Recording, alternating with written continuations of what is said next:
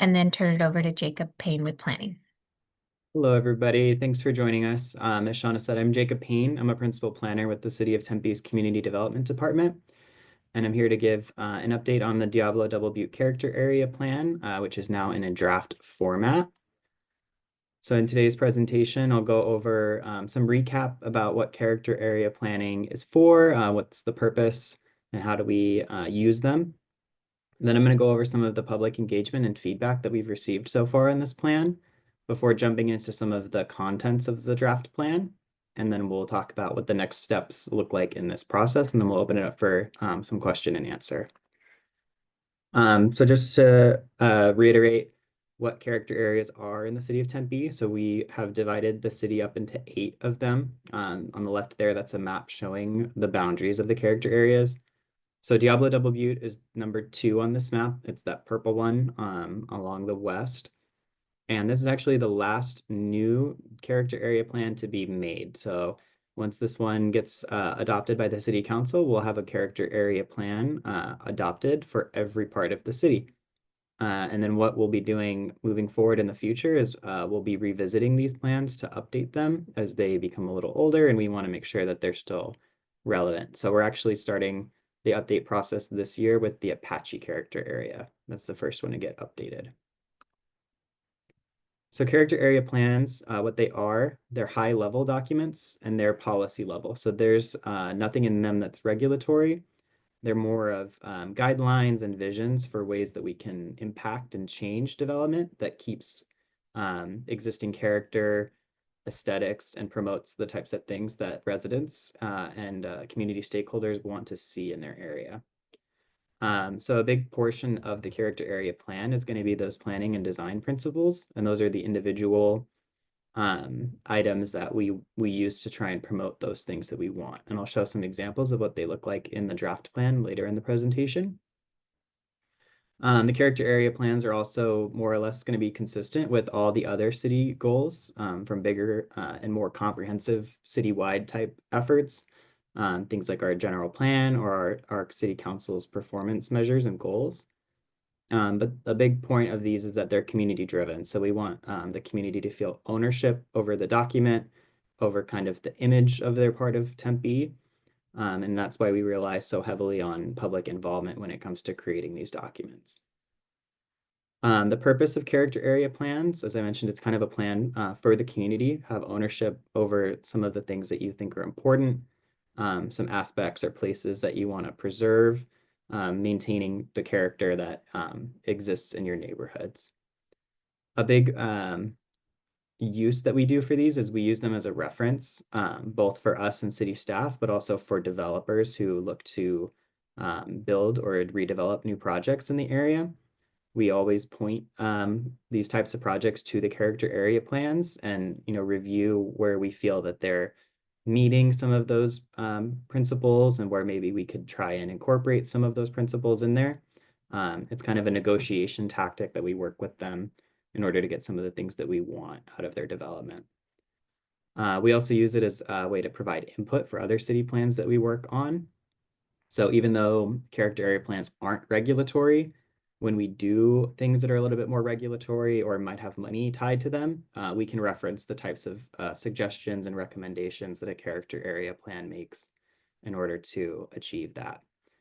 I already talked a little bit about how these are kind of in line with the city's goals in general, and in guiding investment decision making, that's kind of where I was getting with providing input for some other plans like master plans or even like coming up with projects that we'll put into our capital improvement plans.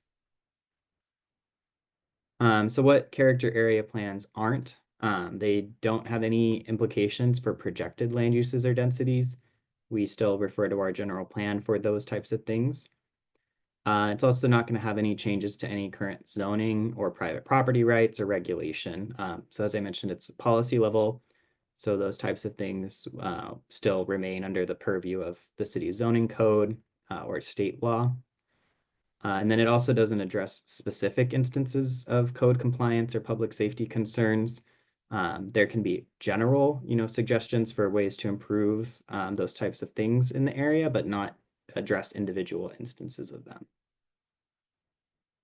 So I just want to cover a little bit about the area. I've got a map that shows you kind of the context of where we're talking about in Tempe. So this is the northwest part of the city. So that line along the western side, that's the 143 freeway and into 48th Street, all the way down south of Baseline before kind of following the freeways around to Priest. And then you'll kind of see that jut out towards the east that captures that square mile that we call the Maker District before following Priest all the way up to the lake and Rio Salado. Here's a look at the demographics in the area. So on the left there, that's the racial composition for the Diablo Double Butte area. And on the right, that's the city of Tempe as a whole. So the major difference here being that there's a slight whiter majority within the character area too, as opposed to the city as a whole.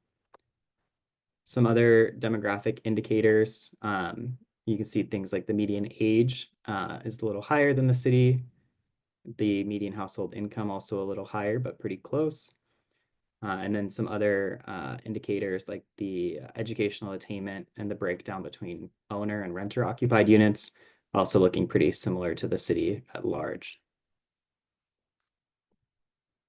Employment is also another key aspect of what we look at when we do character area planning. So on the left there, those are the individual employer groups. So Maricopa County Community College District has a pretty large office right there off of I-10 and the 143, as well as some other familiar names like Amazon and Wells Fargo. And then on the right there, that's broken out into the key industries. So manufacturing kind of taking that big lead, followed by healthcare, and then things like the finance and IT industries.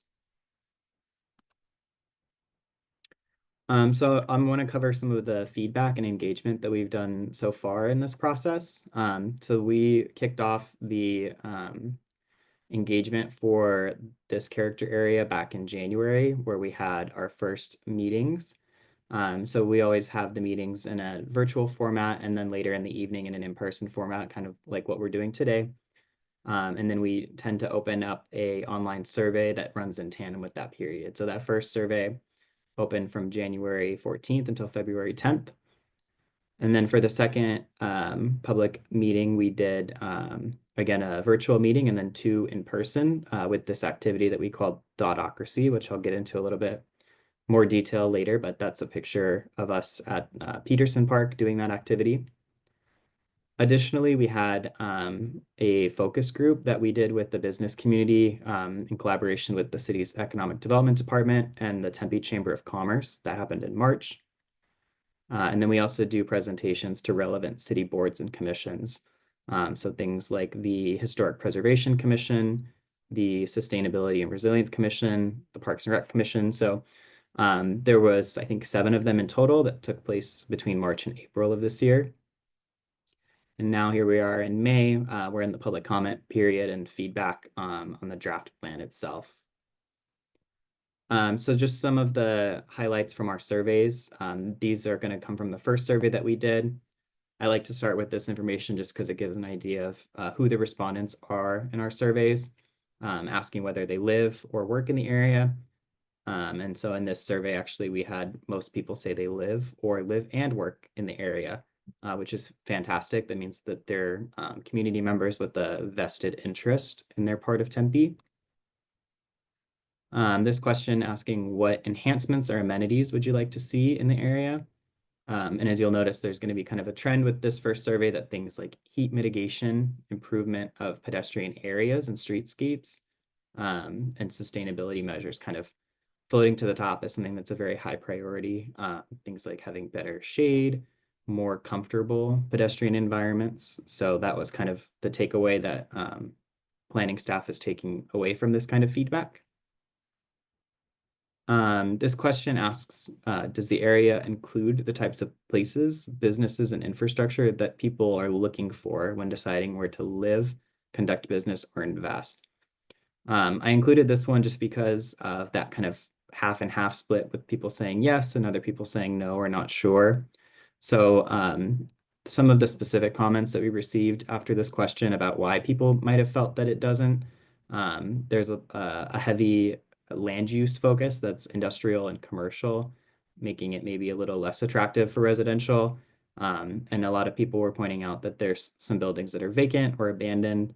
One that came up quite often during the discussion was the Fry's Electronic on Baseline and I-10. So maybe there's room for improvement in those types of things that might make it look or be a more attractive place for people when looking where to live or invest. This one is asking which of the following elements would you prioritize to enhance the quality of future development? So they're listed in order of the most selected. So again, those pedestrian-oriented design principles coming out on top as something that's very important to the community. The plant, shrub, ground cover recommended species list coming in second. That's something that we include in every character area. It's a list of historically appropriate and desert adaptive plants that we can recommend that development include. And then the number 3 and 4, those canal-oriented design principles, kind of similar to those pedestrian principles, but having to deal with using the canals more as linear parks, green space to connect places, and mobility and connectivity, making sure that places are accessible through multiple forms of transportation and having the infrastructure to get around to the places that you want to be. So our second public involvement activity, as I mentioned, was dotocracy. So on the right there, that's what those dotocracy boards that you saw in that picture at Peterson Park look like. But the premise of the activity is that your participants are given a certain amount of dots that you can allocate for your priorities. And you're allowed to choose how many dots and where you want to put them. So this activity really helps us to get an idea of where the priorities lie and what types of things that we should focus on when drafting the plan. So we did this activity with both with those boards in person and then also an online version of the same activity. And these are the results of where people were placing their dots. So again, those things like the heat management, shade, showing up as very important, as well as public health and safety, and then connectivity, streetscapes, also coming in at the top. So the draft plan, as I mentioned, has been released. It came out on May 5th, so it's been out for about 2 weeks now. There's the cover of the plan right there on the right with the logo that we've created. So the plan includes an introduction that kind of goes over what the character area plans are for and talks a little bit about the area that is Diablo Double Butte. There's a section in there that goes over the plan development through public process, kind of highlighting some of those engagement opportunities that we've just gone over. And then the main portion of the document is going to be those planning, design, and placemaking goals and principles. So there's 12 elements in there, and I'll show you on the next slide what they are specifically. But under each of those 12 elements, there are individual principles that I'll show examples of as well. And then in addition, there's 4 appendixes within the document. So there's that plant palette, as we talked about. There's also an implementation rubric, which is actually something that's new for character area planning, but this is something that will help planning staff to implement the document when we review new developments within the area. It includes those socioeconomic and employment data that we went over, and then public input summaries and a timeline of the process. So both of those surveys that we looked at, kind of the highlights of the results, available online and linked within the document. There are the full public input summaries where you can see every individual response that we received. So these are those 12 elements that fall within the document. So, things like we saw earlier, canal-oriented design, climate change and extreme heat management, connectivity and mobility, historic and neighborhood preservation, housing and aging in place, landscape, open space, passive natural systems and green infrastructure and buildings, public health and safety, public and private art, quality design, and shade and walkable environment.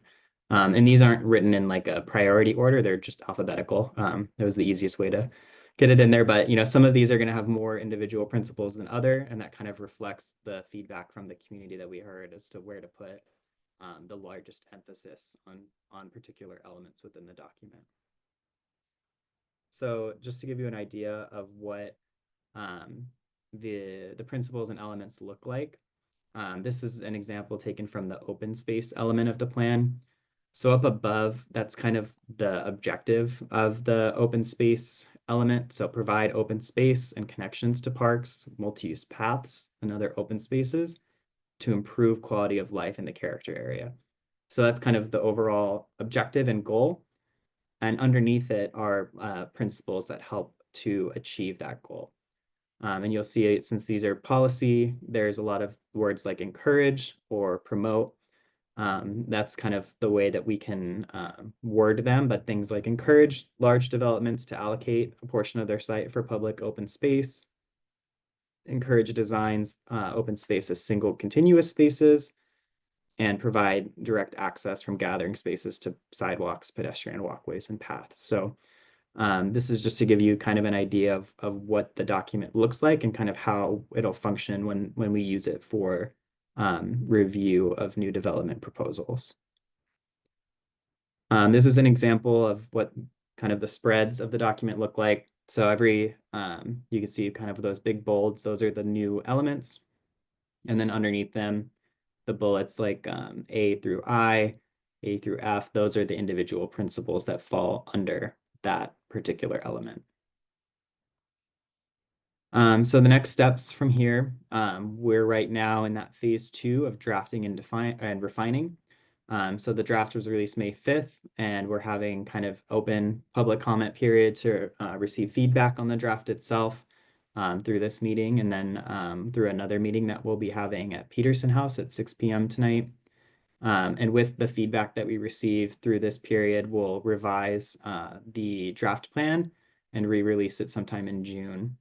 And then move into the finalization and adoption phase of the project, where we'll look to schedule it for a public hearing with the Development Review Commission, and then an adoption hearing at the City Council.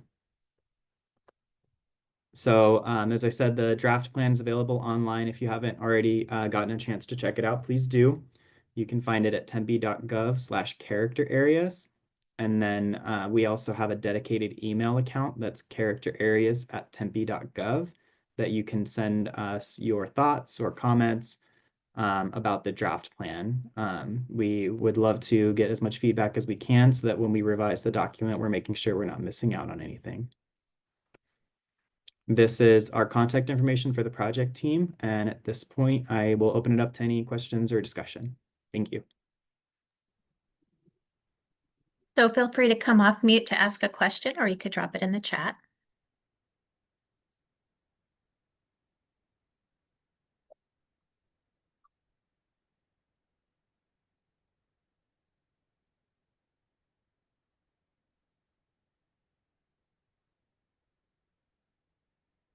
Or if we don't have any comments, then you have our contact information if you think of one later. And again, if anyone wants to come out 6 p.m. tonight, we'll be over at the Peterson House, and that also includes self-guided tours. So you can talk to Jacob as well as get to see inside. All right, well, thank you everyone for joining us today. Thank you.